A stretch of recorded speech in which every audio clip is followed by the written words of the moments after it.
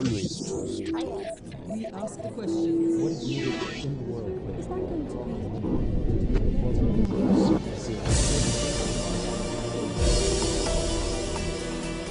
be? Canada's leaders on the global arena, no longer ready to let others take the lead.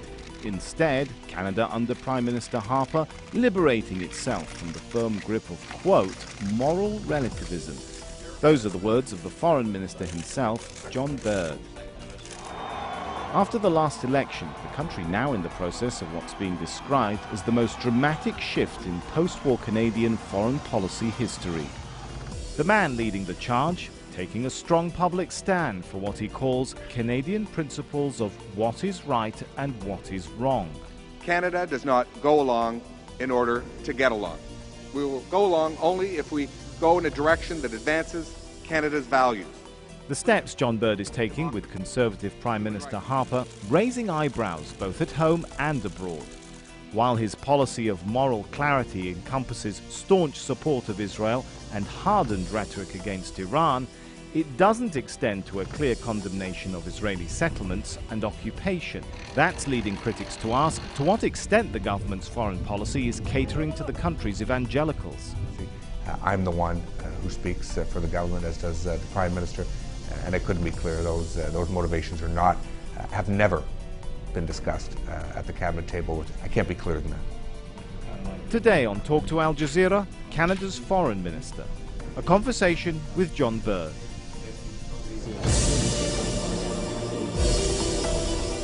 Foreign Minister of Canada, John Baird, thanks so much for talking to Al Jazeera. Great to be with you. Syria is, of course, a big concern to the international community, isn't it? And despite that, it seems like there's little progress being made.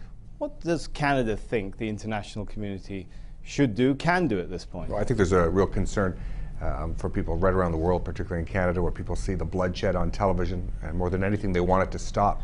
Obviously, we've been working closely with the Friends of the Syrian People to try to call for Assad to go. I think one of the urgent needs is for humanitarian assistance. We've stepped up in a big way with substantial financial resources to provide medical support, food, clean water for the people affected by this. We'll be meeting in the coming days to look at what we can do to stand in solidarity against the violence and the Assad regime. As you look at what the world can do, should perhaps some countries be looking more towards, if not military intervention, perhaps arming the opponents of Bashar al-Assad to end his regime? Well, listen, just because it worked in Libya doesn't mean it will necessarily work in Syria. We've got to judge every circumstance on its own. I think. So how do you judge it then? I think we've got to get the UN Security Council to take action. Obviously, we're disappointed by Russia and China's vetoes. So we'll stand, together in solidarity with the Syrian people in a few days' time. I think it will be important, particularly on the humanitarian side. We can't forget that. I mean, obviously, we want the violence to stop. At the same time, there's a huge and growing humanitarian crisis, which is a top-of-mind concern. Is there any reason why you still sound like a believer in UN Security Council action when we've seen time and time again the Council has failed to issue even a resolution? Well, we can't even get a condemnation out of the Security Council, let alone sanctions. That's so why what's next then? I think it's imperative that we work with our allies. We work with whether they be in Europe, whether they be in the Gulf and the Arab world. And that's what we'll continue to do. I mean, this is obviously incredibly frustrating. We're all appalled with the violence that we've seen. We hope that Russia and China will look at the growing international consensus and change the course. Let's talk about another really tricky issue on the international scene, and that is, of course, the Palestinian-Israeli struggle. Your government has been described as instituting the most dramatic shift in post-war Canadian foreign policy history. Have you realigned Canada's foreign policy to be more favouring Israel rather than playing a sort of balanced approach between the Israelis and Palestinians? Well, I think we take Canadian policy decisions based on two things: Canadian values, those are obviously liberal democratic, freedom, and Canadian interests. Obviously, with respect to the State of Israel, we're a good friend and a strong ally, and we don't apologize for that. At the same time, we're a strong supporter of Palestinian Authority. We're a leading financial contributor in development assistance, and we obviously want to see a peace negotiated between the two parties. I think obviously, though, you look at the violence that the State of Israel has faced from Hezbollah, from Hamas. that's deeply concerning, and we're not going to take an honest and balanced approach when it comes to two international terrorist organizations and a fellow liberal democracy. Okay, it's interesting that you used the word a supporter in reference to the Palestinians, because some of the criticism leveled at you is during your speech to the United Nations on September the 26th, the allegation is you removed a reference to Canada being a leading supporter of the Palestinian people and left only a reference to your support to Israel. Well, listen, in Canada, the foreign minister is responsible for his own speech, and I may get drafts done by the bureaucracy, but at the end of the day, it's the elected government. Decide. It's Fine. the elected government Well, which makes decisions. Why did you take it out then, is my question. Listen, I don't know about draft A or draft B. I can't say this. The facts speak for itself. We're a leading financial contributor to support the Palestinian Authority. We've done a lot to help them build capacity and security. We celebrate that. We celebrate the huge economic success. I was in Ramallah and had good meetings with President Abbas and Prime Minister Fayed. You've seen some significant improvements under their leadership, and Canada will be there to strongly support it. But when it comes to Hezbollah on the north and Hamas in Gaza, we're not going to stand by neutral. This is a huge threat to the state of Israel, a huge threat to a liberal democracy against, by an international terrorist organization. And both of these cause us a great concern, and we won't sit back silently in that.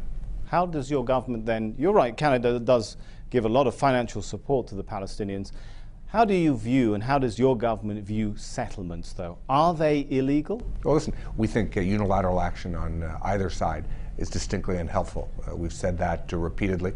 But is it illegal, sir, at the same rather time, than I'm not going to unhelpful? get into the particulars of that. It's certainly unhelpful, as is the unilateral bid for independence. We think the two parties have got to stop the debate on what will be debated, stop the fight about what the negotiations will be like, get to the table and come to a negotiated settlement. That's the best way to get peace in this conflict. Well, we understand your vision on getting peace, but why will you not get into that, as you just told me, when it's about settlements? You're very bold to take a clear stand on other issues which you feel you should. And this is an issue which, according to international law, is considered illegal. Why are you not able to? I think everyone around the world knows that there'll be discussions. They'll be done at the table, and I think we'll look at the 67 borders. There'll be land swaps. That's how peace will be discovered. It won't be by the Canadian Foreign Minister's views on the intricacies. And I'll leave it at that. Okay, I mean, I understand your views on that. I understand that you will not be making peace, but what I would like to know is, how do you view things like the 1967 territories? Are they occupied? Are settlements illegal? Because a lot of people are asking, has Canada's foreign policy shifted on those issues or not? Yeah, I mean, obviously there's no doubt that Canada is a good friend of the state of Israel, a good friend to liberal democracy. We're a good friend, I think, to the Palestinian people. If you look at the financial resources that we've put into development assistance, having said that, I think the government of Canada thinks that unilateral action on either side is distinctly unhelpful. We believe that both parties have got to stop debating about the negotiations and sit down at the table unconditionally and begin to tackle some of these issues. With all due respect, sir, but you're simply then refusing to answer my question about how you view settlements and occupied territories. How I view settlements, distinctly unhelpful, as we view the unilateral bid for statehood by the Palestinian Authority. We believe that the two parties have got to sit down and begin to negotiate a final settlement agreement. Let's talk about another issue. Perhaps you'd be more forthcoming on your views about that. The situation with Iran, another concern to the world. Recently, the leader of Israel was in Canada this month talking about his concerns. What was the Prime Minister of Canada's response? What was his position on the idea of supporting a unilateral Israeli strike on Iran? The Prime Minister's view, my view, is we've got to take every diplomatic measure necessary to try to convince the Iranian government to abandon any thought of developing nuclear weapons. They haven't crossed that threshold yet. Obviously, the best way to do that is to work with like-minded allies on sanctions. I think for the first time in many years, those sanctions are beginning to have real effect. They are beginning to bite. and we've got to stay focused on every single diplomatic effort we can take. I think, military action when diplomatic measures can still work. It would be premature. And that's certainly the discussions we've had. We're concerned not just with Iran's nuclear ambitions. It's bellicose rhetoric, denying the Holocaust. The leader of Iran wanting to wipe Israel off the map. We're also tremendously concerned about the intervention with their neighbors in the Middle East, support for international terrorism. We're also terribly concerned, and every year we sponsor a resolution at the General Assembly on their deteriorating human rights situation. And that causes us great concern. So it's the concerns that we have with respect to Iran are far greater than the potential of them acquiring nuclear weapons. So would you say then, in light of that, you said sanctions are working, do you think it's not a good time for countries to be talking about threatening military action, strikes on Iran? Well, I think threatening, I think that President Obama has said all options are on the table. And I think there's got to be a clear understanding that when the President of the United States says that, you should take him at face value. So would you support a strike on Iran if it came to that? Let's look at the present. The sanctions are beginning to have real effect. We hope others will join in them. I think we've seen growing concern. Frankly, and it's not just looked at through the Israeli lens. It's not just about the Gulf states or even the Middle East. It's about the peace and security of the entire world. It's about the reality that proliferation will follow if Iran acquires nuclear weapons, and that's not in the interest of peace and security anywhere in the world today. So let's stay focused on taking every diplomatic measure necessary. We hope that will accomplish the goals for peace and security in the world, and we hope Iran will hear the growing international consensus and hear the important message that President Obama and others have given. And staying focused precisely on that point, if Iran does not stop enriching uranium, would Canada support a military strike on Iran? Well, I'm not going to take a decision, until we've looked at every and taken every diplomatic effort necessary. President Obama has said all options are on the table, and I think that when the President of the United States says something like that, it's clear what he means, and people should reflect on that. Obviously, it's not a military intervention.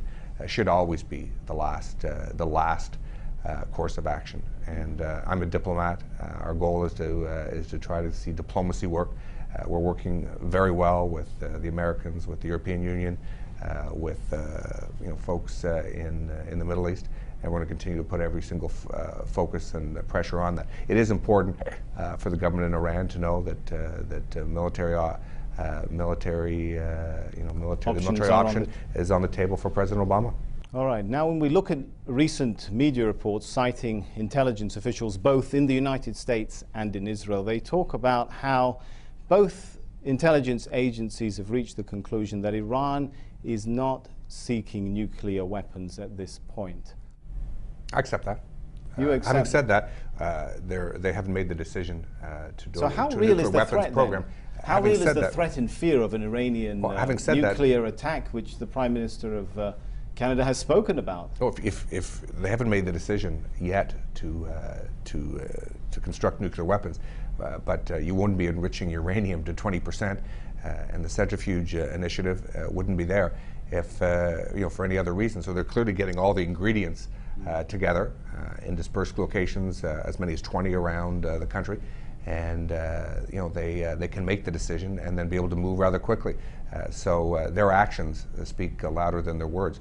I accept the fact that they haven't made the decision to cross that threshold, but when they're putting together all the ingredients, I think it's reason for it to constitute the biggest threat to peace and security in the world today. Help people outside of Canada perhaps to understand Canadian foreign policy and the perceived shift that I referred to earlier on in Canadian foreign policy. You have writers saying, as I mentioned, that Canada's foreign policy is really shifting in a new direction. To what extent is that a result of what is going on within the Conservative Party that you're a member of? The fact that you're building an alliance with conservative Christian Zionist elements, with Catholics, with Jewish organizations. Is that what goes on in being one of the influences or inspirations, shall we say, for Canadian foreign policy? Listen, any change, real or perceived, about our policies with respect to peace in the Middle East certainly are not influenced by domestic politics.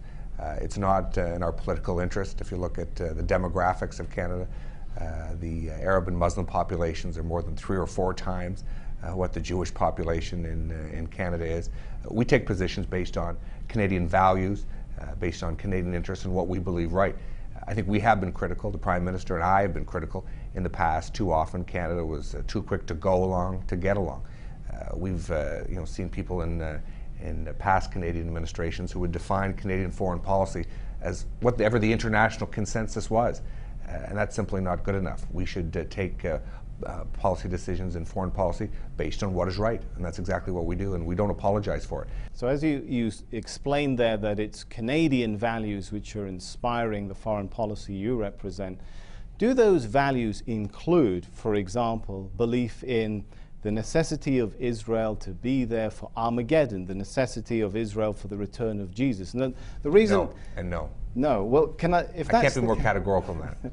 Well then, allow me to read to you a quote here in 2010, the Jewish Tribune, quoting Conservative Member of Parliament for Essex as delivering the Prime Minister's greetings to a Christian Zionist event in Toronto and saying, "The creation of the State of Israel fulfills God's promise in Deuteronomy to gather the Jewish people from all corners of the world."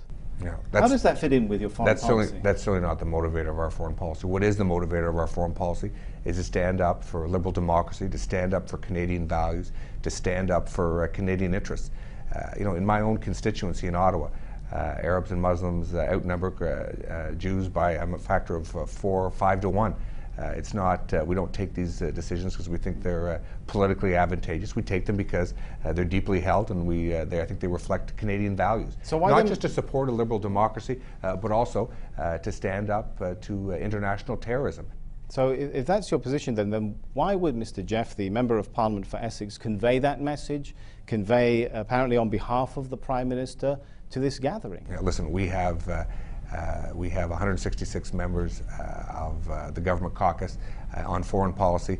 I'm the one who speaks for the government, as does the Prime Minister, and I couldn't be clearer. Those motivations have never been discussed at the cabinet table with respect to the motivation for the public policy positions we take with respect to the Middle East. I can't be clearer than that. How would you perhaps speak to viewers watching this interview who've heard you take a very clear stand on condemning attacks on Israel, but at the same time you won't call for an end to the occupation of Palestinian territory? You won't even we want an end. We want an end to the conflict. We want to see a young Palestinian child grow up in a state next to a young Jewish child in but you don't call state of Israel. Israel's presence in 1967 territories an occupation. Canadian policy. How would you say to viewers who are watching that, watching your very strong statements in support of Israel, watching perhaps also your reluctance to speak out on the issue of occupation or settlements, and hearing that there are a lot of people either within your party or associated with your party who trace their foreign policy positions to religious evangelical beliefs, and you still say we're taking a balanced approach to everything? I don't think anyone thinks that I'm motivated by evangelical views in the development and conduct of Canadian foreign policy. I think if you look at the policy we've taken, it's principled. It's been very well understood. It's certainly not for political gain in Canada. If you look at the demographics of the country, I think at the end of the day, some will agree and some will disagree. But I think they'll respect the fact that we take difficult public policy decisions based on what we believe is right. And I can tell you that we have had a very good 2-hour meeting with President Abbas. He certainly didn't raise the concerns that you have in the conduct of this interview, because I think he knows he's got a good partner in Canada. Yeah, we have some honest differences of opinion when it comes to some of the decisions that the Palestinian Authority has made. At the same time, we want to see the capacity of the Palestinian Authority to govern the West Bank and a future state of Palestine. And we haven't just simply sent our best wishes. We've sent a considerable, we have a $300 million package of development assistance to support that. And I think our actions will speak certainly louder than any words. Let's talk a little bit, if we could, about Afghanistan. That's another conflict zone that your country has played a role in there. Do you think NATO is still part of the solution for that country, or is it becoming part of the problem? Well, you know, I think the one thing that's been accomplished undeniably is Al-Qaeda is not able to plan attacks outside of in Afghanistan to happen outside of Afghanistan. I think that's a great accomplishment. Obviously, we've been trying to build a capacity of the armed forces in Afghanistan. Canada had 3,000 troops, combat troops. That mission ended last year, and now we're into a training mission. We've got more than about 1,000 Canadian forces there providing capacity building and training to the Afghan forces. We're there at the invitation of the democratic elected government. I think Canadian forces are doing a good job in that, and that's obviously a 3-year mission which ends in 2014. And you think you should stay the course until 2014? Your presence there is, I think it's making a still difference. A positive factor? I think it's making a difference. You know, listen, if it was easy, we wouldn't need to be there. It is challenging. It is tough. The history of Afghanistan has been that way for many years. So what is still left to be achieved then? If all you've mentioned to me a list of achievements, I think if we can, I think first and foremost, if we can turn over the security of Afghanistan to the Afghan people and their elected government, that would be a great. So they're not ready for that stage, then. Obviously, well, the fact that there's a significant training mission going on there, whether it's the United States, Canada, and others, I think demonstrates that they want that capacity building. They want that support, and obviously, Canadian forces are there to provide it. All right, but many, even in Canada, might ask that, you know, Canadian assistance forces have been there for years now. That mission has been going on for a very long time, hasn't it? And if the Afghan government is still not ready to take over, when will it be? Well, How listen, long can you... We should be clear. I mean, we've had a combat mission. That's ended. We now have a training mission, very different from a combat mission. And obviously it's a 3-year mission. It started last year and it'll conclude in 2014. I think you are seeing steady progress of the Afghan authorities being able to manage the security. They're not there yet, but I think we can see every day that their capacity increases. And how do you feel about the way that NATO has handled some of the recent, shall we say, problems in Afghanistan, from soldiers going apparently berserk and shooting civilians to apparently burnings of the Quran obviously happening? When you look at the most recent experience of the American soldier who's been charged, obviously that's deeply disturbing, deeply regretted. I don't think there's anyone in the world who feels more strongly than that than President Obama. I think he's conveyed you know, the United States strong condemnation of that and strong empathy for a really tragic event. And obviously justice will go its course. I mean, too often, regrettably, we see that stateside in the United States. It's not something that's unique to Kandahar in Afghanistan. John Baird, you've taken some hard questions. Thanks so much for talking to our Jazeera. Thank you.